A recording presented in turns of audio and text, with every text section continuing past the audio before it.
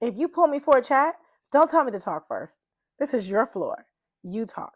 And if you want to be a gentleman, then say, would you like for me to start or would you like to go? Let me tell you, no, you go first. But we all know that Casey didn't speak because Casey really didn't want to have that conversation. I think he had it because Corbin had his conversation, and even though it didn't go well, he got it over with. He said that he was going to talk to Aniyah one way or another, but he didn't want to face her. What could he really say? Was he going to repeat the exact same thing that he said at the fire pit? Because if I was her, I would have said, if you're going to repeat yourself, you don't have to. I heard you loud and clear. In this moment, he gave Aniyah the floor, so she told him how she felt. And that's just it. She said how she felt. She said, I felt like you acted like a coward. I felt like you were talking to me crazy. And essentially, he had no regard for her feelings. And that is a little bit of the way it came off. Not saying that he shouldn't have been selfish in the moment and wanted it to be about him, but there's a way you can go about things. And we can all agree that he could have gone about it differently. But what's done is done. And I'm glad they had their conversation.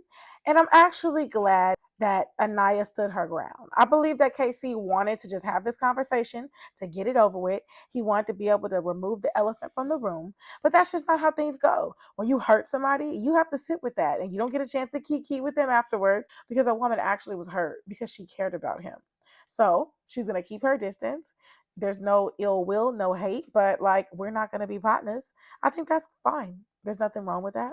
This convo didn't go the way KC thought it was going to go because I think he thought they was going to hug it out and it'd be like, oh, all bad blood to the side. We're good now. And that's not exactly what it was. It's like, okay, you stay on your side, I stay on mine. Don't wish nothing bad on you. I hope you and your connection work out. I'm going to go my way, you go yours. That's not what he thought it was going to be. And I'm glad that she stood her ground and had her boundaries because she's still upset about that and she has a right to be. But come on now, like if he wanted to lead the conversation, he would have.